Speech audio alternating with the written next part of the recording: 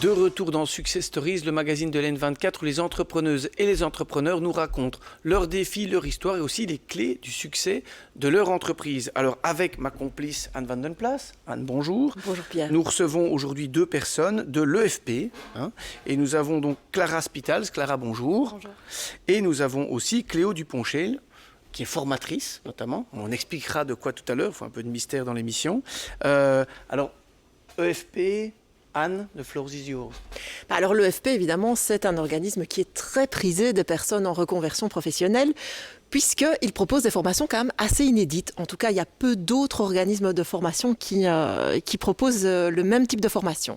Alors, par exemple, agent de pompe funèbre, microbrasseur, agent immobilier. Donc, forcément, ce sont des formations très intéressantes. Formation, je veux dire, assez surprenante aussi, parce qu'on voit vraiment il y a une belle panoplie. Combien de formations sont proposées concrètement, en fait, justement, à l'EFP ? Alors, l'EFP propose 200 métiers. 200 formations pour 200 métiers. Et c'est vrai que du coup, ce sont souvent des formations qui peuvent mener à des statuts d'indépendants. Et pour la 7e année consécutive, l'EFP propose sa semaine de sensibilisation à l'entrepreneuriat, donc la semaine Entreprendre, qui aura lieu du 14 au 17 novembre. On va en parler tout de suite. Et donc, une dernière chose sur l'EFP qui était importante de préciser, c'est la formation d'alternance. Oui, alors justement, alternance, pour que le téléspectateur qui nous regarde comprenne de quoi il s'agit, on parle de quoi quand on parle de formation en alternance ? Eh bien, c'est-à-dire qu'il y a très peu de théorie et beaucoup de pratiques, beaucoup de stages. Et souvent, on est un peu dans ce paradoxe quand on vient d'être formé. On vous demande de l'expérience professionnelle et forcément, on ne l'a pas toujours. Eh bien, avec l'EFP, on a de l'expérience professionnelle, au moins 2 ou 3 années. Et donc, je vais peut-être poser une première question à Clara, puisqu'on vient de définir déjà un petit peu certaines choses sur l'EFP. Comment est-ce que vous pouvez compléter notre définition ? C'est déjà assez clair. Donc, c'est vrai qu'à l'EFP, on combine du coup une partie de cours théoriques, mais directement en lien avec le métier étudié. Et on a d'un autre côté le stage pratique en entreprise. Et donc, une des spécificités de l'EFP, c'est que tous nos formateurs, en fait, sont professionnels en cours, donc ils sont sur le terrain et donc ils peuvent partager justement des conseils, des anecdotes et un peu les réalités du terrain parce qu'on sait que chaque métier est toujours en pleine évolution. Ce qui est assez positif pour nos apprenants, donc c'est comme ça qu'on appelle les personnes qui suivent les formations chez nous, c'est que donc ils sortent en fait de leur formation avec des années d'expérience parce qu'ils ont en moyenne 2 jours de cours théoriques et 3 jours de pratique en entreprise. Donc à la fin de leur formation, ils ont des mois et si pas parfois des années quand ils ont 3 ans de formation de pratique sur le terrain qui peuvent les amener plus facilement sur ces petits trucs et astuces qui permettent de comprendre vraiment c'est quoi la vie en entreprise. Et ça s'apprend pas effectivement dans un cours, ça se vit au quotidien. C'est parfois le challenge quand il y a une compétition avec un collègue ou comment se comporter en réunion. Oui, c'est vrai que c'est assez intéressant. Ça change la donne, ça change la donne. Et donc dans cette semaine du 14 au 17 novembre, qu'est-ce qu'on va y trouver ? C'est quoi le programme ? Donc c'est vraiment une semaine de sensibilisation à l'entrepreneuriat, mais au sens large. L'idée, c'est aussi un petit peu de réfléchir, qu'est-ce qu'on a envie de faire dans sa vie, en fait. Et donc, on a plusieurs activités phares. Le mardi, on a la demi-journée entrepreneuriat féminin qu'on organise en collaboration avec Crédal Entreprendre. Et donc là, c'est 8 témoins qui sont vraiment là pour partager leur parcours, leurs expériences, leurs astuces, ce qui les a menés, en fait, à se lancer. Donc ça, c'est pour le mardi. Le mercredi, c'est une demi-journée entrepreneuriat Made in EFP. Donc, il faut savoir que, comme on le disait, les formateurs sont souvent indépendants à côté, mais on a aussi beaucoup d'apprenants qui, à la suite de leur formation, se lancent dans l'entrepreneuriat. Et donc, c'est chouette, en fait, de leur donner de la visibilité et qu'ils puissent rencontrer les apprenants actuels, leur partager un petit peu leur parcours, comment ça s'est passé, les booster, en fait, pour la suite de leur formation. Et cette demi-journée-là, on la clôture par un repas qui est organisé, concocté par les apprenants actuels en restauration. Donc, c'est à nouveau une belle mise en valeur de l'expertise de l'EFP. Et le jeudi, on termine par la finale du concours pitch. Et donc ça, c'est à partir de 18h30. On a les 8 finalistes qui présentent leur projet en 3 minutes, mais on en parlera un petit peu plus tard aussi. Et donc chaque année, il y a une thématique. Et cette année, c'est la transition économique. Comment ça se matérialise en fait dans le programme ? En fait, c'est vraiment la ligne de conduite de la semaine. Et donc, on a à chaque fois fait attention à ce que dans chaque activité, certains, ou en tout cas la majorité de nos intervenants, soient dans cette démarche-là, donc dans la démarche de la transition. Pour donner juste un exemple, on a par exemple Marie, qui est cofondatrice de Coucou Shop. Donc, c'est les robes, la location de robes pour des événements. Mais il y a plein d'autres personnes que je vous invite à découvrir sur la page de l'événement. On aura aussi l'occasion et la chance d'avoir notre ministre Barbara Tract qui interviendra pendant la demi-journée entrepreneuriat féminin sur la transition économique, qui est un sujet qui lui est cher. Et alors, à la finale du concours pitch, on aura aussi une petite intervention sur la thématique pour sensibiliser en fait les personnes qui viennent écouter les pitchers à ce qu'est la transition et comment l'inclure dans un projet entrepreneurial. Justement, vous parlez de ces pitchs, hein, donc il va y avoir un moment où un pitch, c'est toujours un bon moment pour un entrepreneur ou une entrepreneuse d'être challengé comme ça. C'est parfois le kick d'un projet. Quand on sort, on a gagné quelque chose ou un prix. Vous pouvez nous en dire plus un peu sur ces pitchs, comment ça va se passer et qui on peut aller voir? Ok, donc tout se passe sur le site de l'EFP pour la première étape en tout cas.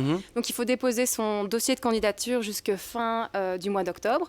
Donc je vous invite à aller dans la rubrique concours pitch sur le site web. Et donc en fait on aura des présélections qui auront lieu le 7 novembre à partir de 15h. Donc on choisira des projets, ils seront bien sûr informés et ils pitcheront face à un jury interne le 7 novembre. Parmi ces présélectionnés, on en choisira 8 qui eux seront les finalistes en fait le jeudi 17 novembre. Et donc, eux auront l'opportunité de présenter leur projet devant un jury d'experts et d'être aussi challengés, parce que c'est 3 minutes de pitch, mais c'est aussi 3 minutes de questions-réponses où les experts vont un peu les titiller sur leur projet pour les faire avancer. Et donc, il y a 3 prix. Donc, au-delà vraiment de l'expérience humaine aussi, le challenge d'être face à un public, il y a aussi 3 prix. On a le prix du jury. Donc là, c'est une campagne publicitaire chez BX1, la radio bruxelloise. Et puis, il y a 2 autres prix de 500 €.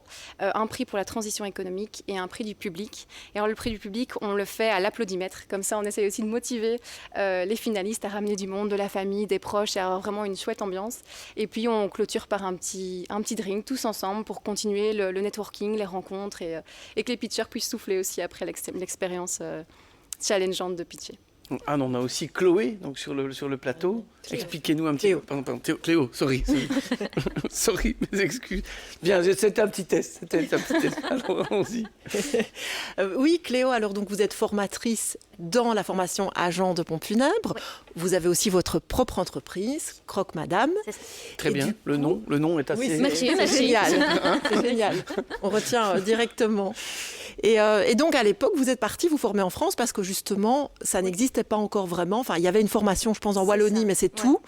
Une formation, d'ailleurs, en France qui a coûté assez cher. Oui. C'est l'occasion de rappeler qu'à l'EFP, ce n'est pas très onéreux. Donc, ça, c'est quand même un avantage aussi. Et alors, du coup, comment vous avez eu l'appel vers ce métier qui est quand même particulier ? C'est un peu le fruit du hasard et de la vie. Donc, je n'ai pas eu de deuil particulier. Je n'ai pas du tout de la famille qui travaille là-dedans. C'est juste un jour, je cherchais une formation. Je suis tombée dessus par hasard. Et puis, voilà, ce métier m'a un peu appelée. Je suis allée essayer, je suis allée observer. Et en fait, j'ai vraiment senti que ma place, elle était là. Et donc, depuis, ça ne m'a plus quittée. Donc, une vocation, véritablement. Oui, vraiment, vraiment. Une utilité sur Terre, on va dire, ouais. Et alors, j'imagine que vous avez parmi les apprenants certains qui veulent directement monter leur propre entreprise. Vous avez été employé avant, puis vous avez monté votre propre entreprise, vous avez connu les deux statuts. Qu'est-ce que vous pouvez leur donner comme conseil dans ce domaine-là, en plus en particulier ? Alors, le premier, c'est de bien se connaître, de savoir est-ce qu'on sent qu'on est prêt à démarrer tout de suite ou pas.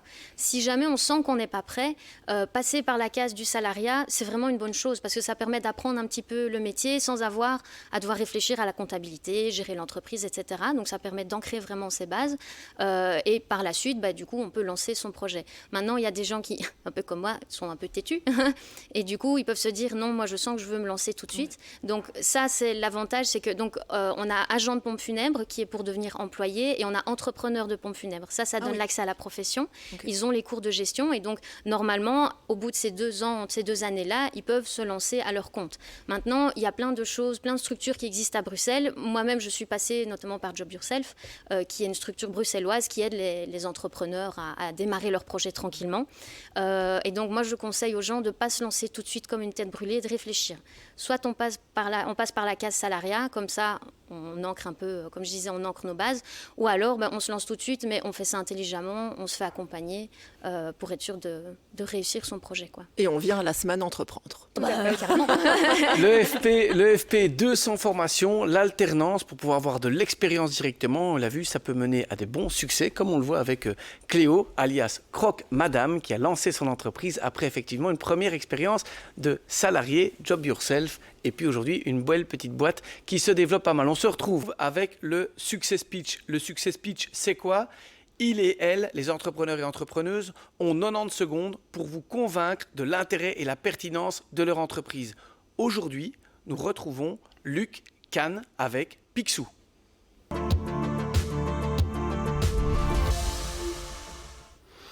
Picsou, ce sont des logiciels de facturation, gestion commerciale, comptabilité et caisse. Full web, 100% cloud, accessible n'importe où, n'importe quand, et toujours avec 2 connexions. Car nos clients, vous, indépendants, petites entreprises, vous travaillez le soir, le week-end, de chez vous, du bureau, du magasin, de l'atelier, de l'entrepôt, et bien évidemment en clientèle. Picsou sont des logiciels simples, mais complets, faciles à prendre en main. Un helpdesk humain, convivial, disponible et compétent. On adore faire de l'humain à humain. On organise des formations et des démos à distance ou chez nous dans nos bureaux. Prenez rendez-vous sur picsou.be. Nous, c'est les logiciels, c'est la fonction. Nos logiciels sont truffés de plein de fonctionnalités très utiles. Mais c'est aussi le prix, le juste prix, à partir de 15 € par mois. Avec Picsou, vous en ferez donc 2 fois plus pour 3 fois moins. Mais au-delà de la facturation, Picsou, c'est aussi une belle gestion commerciale avec tous ces aspects très pratiques. Achat, stock, inventaire, multidevises, multitarifs, etc. Impossible de tout lister. Et derrière, on a une comptabilité. Picsou est modulable. Vous prenez le module qui vous convient. Quel que soit le module choisi, toutes les écritures comptables seront générées, même si vous n'utilisez que le module facturation ou gestion. L'avantage, l'intérêt, c'est qu'on donne un accès gratuit à votre expert comptable, à votre fiduciaire. Pour un véritable travail collaboratif, partagé, Picsou, c'est 100% web, 100% déductible. Prenez rendez-vous sur picsou.be. Alors vous avez un petit peu dépassé, mais bon, on tolère vu que c'est le premier pitch. On a retenu jusqu'à partir de 15 € par mois. Quand même 2 éléments, toujours une petite question. D'abord, pourquoi finalement s'équiper, si on regarde un petit peu avec Picsou? Pourquoi vous devriez dire à quelqu'un de s'équiper? Vous deviez encore rajouter en quelques... Pour gagner du temps. Il va gagner du temps au quotidien parce que les tâches sont automatisées, les fichiers sont centralisés, on ne cherche plus l'information. Et donc, il n'y a plus de double encodage et moins de risque d'erreur. Et ça permet d'échanger rapidement avec ses prospects, ses clients et sa fiduciaire. Justement, ses clients, sa fiduciaire, qui sont vos meilleurs partenaires, vos meilleurs clients, si on doit dire ça? C'est le client, entre guillemets, qui travaille beaucoup avec, notamment avec Picsou. Eh ben, nous, on est aux cibles à la petite entreprise et les indépendants. Nos meilleurs partenaires, ce sont nos clients pour le bouche à oreille. Ce sont nos revendeurs, parce que vous soyez à Mons, Liège ou dans les Ardennes, il y a toujours un revendeur Picsou à proximité. Et ce sont surtout les fiduciaires, parce qu'on donne un accès gratuit à la fiduciaire et parce que le client peut envoyer ses documents dans la plateforme d'échange de la fiduciaire. On peut envoyer également les écritures comptables pour qu'il n'y ait pas de ressaisie. Et ensuite, l'expert comptable peut prendre la main sur le dossier du client. Luc Kahn, Picsou, on l'a vu, ce premier pitch, et on retient à partir de 15 € par mois, et surtout, quelque chose qui est quand même intéressant, un bon logiciel de gestion. Le pitch, c'est un exercice intéressant. On vient de voir qu'effectivement ici, c'était un premier défi réussi, on peut le dire. On se retrouve, nous, la semaine prochaine pour voir d'autres success stories ici sur nos plateaux.